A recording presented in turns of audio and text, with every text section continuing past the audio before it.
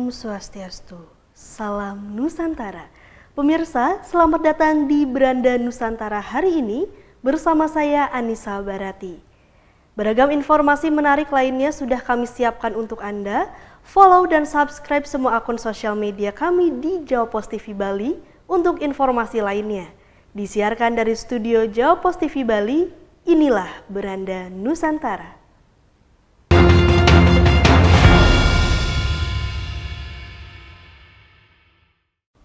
Direktur Pelaksana Dana Moneter Internasional Kristalina dalam pertemuan bilateral dengan Presiden Joko Widodo di Hotel Rigga Royal, Hiroshima, Jepang, mengatakan kondisi ekonomi Indonesia terbilang cukup baik dan stabil di tengah ketidakpastian global.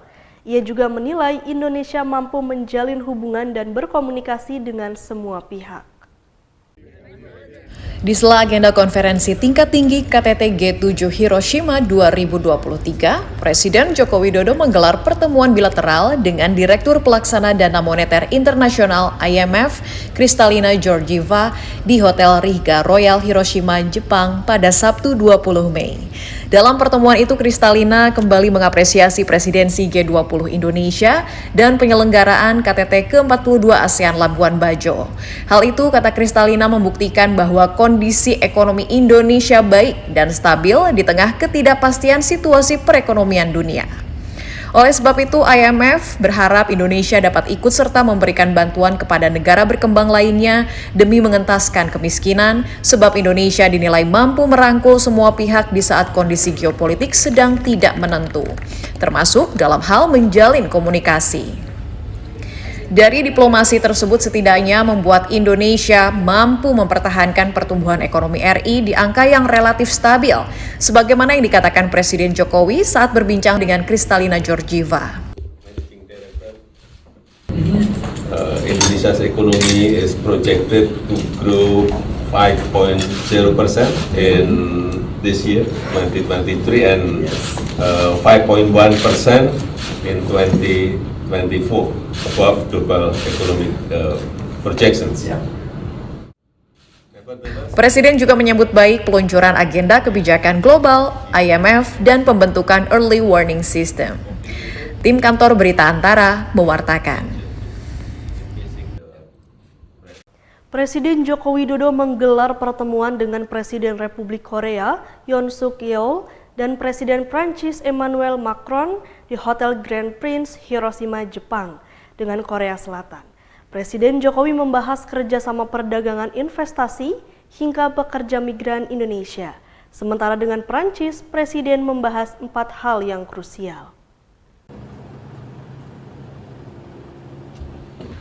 Pertemuan bilateral antara Presiden Indonesia Joko Widodo dengan Presiden Republik Korea Yoon Suk Yeol di sela-sela konferensi tingkat tinggi KTT G7 Hiroshima 2023 Jepang, Minggu 21 Mei, menekankan kerjasama perdagangan yang diinisiasi melalui Indonesia-Korea Comprehensive Economic Partnership Agreement (IKCEPA), termasuk dukungan atas 18 proposal proyek yang telah diajukan Indonesia, meliputi bidang pertanian, kesehatan, kebudayaan, perikanan, otomotif, dan teknologi informasi.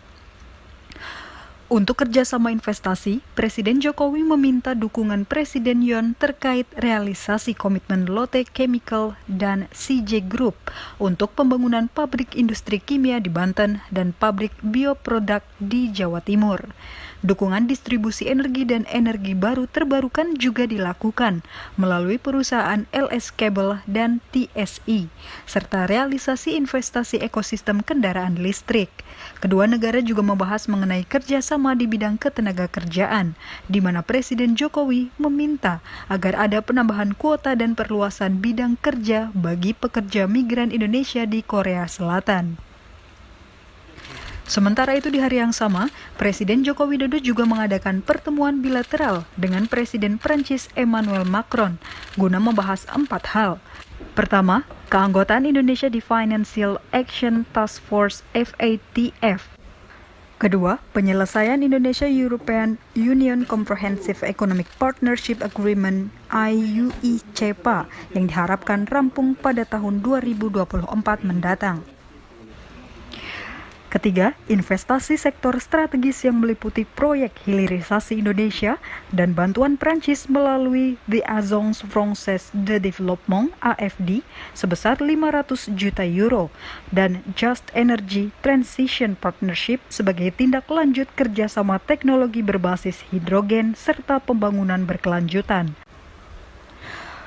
Keempat, kerjasama di sektor pertahanan dan alat utama sistem senjata alutsista, yang mana Indonesia menyebut baik rencana joint venture PT Land Industri dan Tools. Tim kantor berita Antara mewartakan.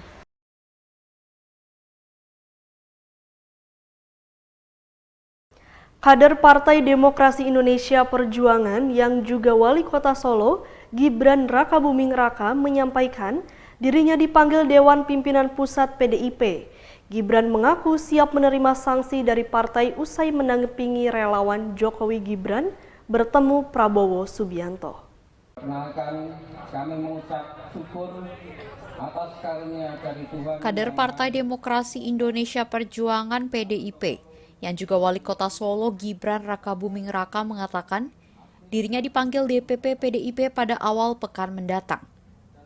Menurut Gibran, pemanggilan tersebut terkait dirinya yang mendampingi relawan Jokowi Gibran saat bertemu Ketua Umum Partai Gerindra Prabowo Subianto pada Jumat 19 Mei malam di Solo. Hal tersebut disampaikan Gibran usai menghadiri acara di Benteng Vastenburg, Kota Solo, Sabtu 20 Mei. Gibran menuturkan dipanggil secara langsung oleh Sekretaris Jenderal DPP PDIP Hasto Kristianto pada Sabtu pagi. Putra sulung Presiden Joko Widodo ini mengaku siap diberikan sanksi oleh partai akibat pertemuan tersebut. Meskipun demikian, ia memastikan pertemuan tersebut dilakukan dengan kapasitasnya sebagai Wali Kota Solo yang menyambut kedatangan Prabowo sebagai Menteri Pertahanan. Gibran pun menegaskan bahwa dirinya tak pernah menyatakan dukungan terhadap capres tertentu. Siap saya terima sanksi teguran, hukuman siap kami terima. Oke, hari Senin saya berangkat ya. Bon ya? Oke, sudah jelas. Yes. Kemarin itu hanya makan malam saja. Kalau urusan pencapresan kan kemarin saya minggir. Ya, saya kan tidak ikut ketika beliau orasi dan lain-lain kan saya minggir, saya kan tidak ikut. Ya. Tidak cawe-cawe ya Mas terkait keputusan dari relawannya sendiri? Saya kan sudah bilang, relawan mengerucut ke dua nama. Yang namanya relawan. Diketahui pada Jumat 19 Mei malam, Wali Kota Solo Gibran Rakabuming Raka mendampingi Prabowo Subianto saat bertemu para relawan Jokowi Gibran di salah satu rumah makan di Kota Solo. Di lokasi tersebut, belasan perwakilan relawan Jokowi Gibran dari Jawa Tengah dan Jawa Timur menyatakan dukungan untuk Prabowo Subianto dalam Pilpres 2024.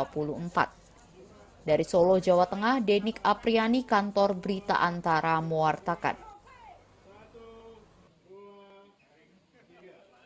Anies Baswedan menyampaikan keinginannya dalam memberantas mafia di berbagai sektor yang telah merugikan masyarakat. Hal ini disampaikan dalam acara Temu Kebangsaan di Tenis Indoor Senayan. Anies telah mempersiapkan beberapa langkah untuk mewujudkan misinya tersebut, salah satunya dengan menanamkan sikap tegas.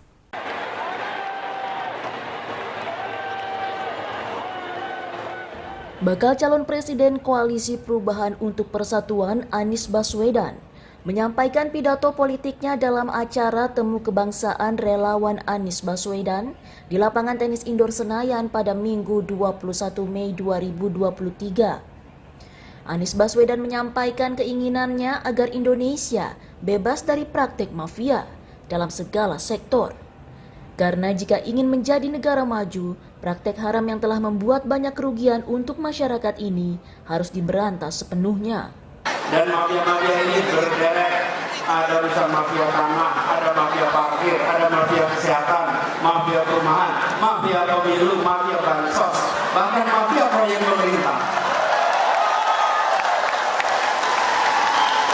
Ya termasuk mafia BTS itu, semua.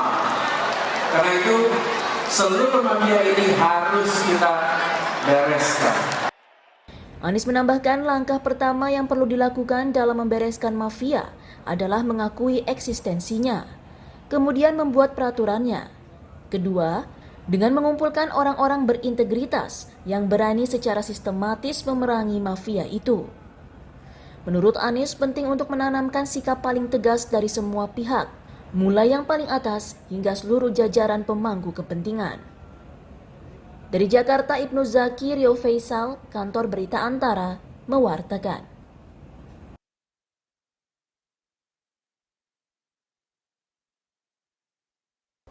Keluarga cendekiawan Buddhis Indonesia menyampaikan akan ikut serta dalam menjaga situasi kondusif di tahun politik dan menjelang pemilu 2024. Umat Buddha mengajak semua pihak untuk menjunjung kebijaksanaan sebagai pengendalian diri dalam menghadapi pemilu.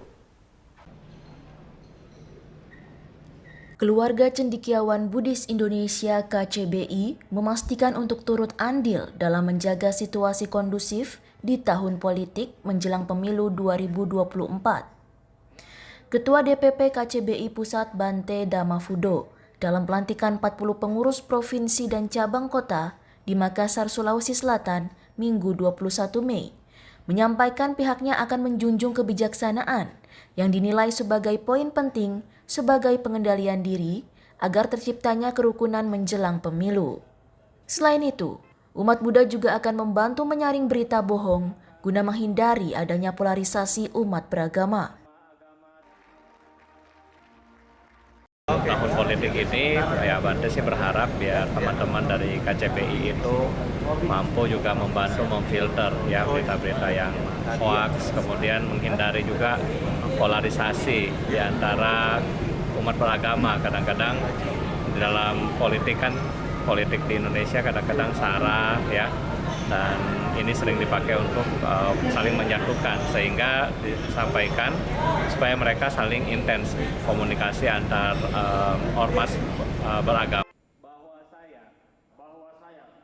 Menjelang pelaksanaan pemilu 2024, pemerintah mengajak semua umat untuk ikut menciptakan suasana yang damai. Pemerintah meminta agar masing-masing umat beragama saling berkomunikasi dan menghindari segala keributan ataupun kegiatan yang mengarah pada pemisahan umat beragama. Dari Makassar, Sulawesi Selatan, Cynthia Krisna, Kantor Berita Antara, mewartakan. Pemirsa, tetaplah bersama kami di Beranda Nusantara, karena berbagai informasi menarik lainnya akan hadir sesaat lagi.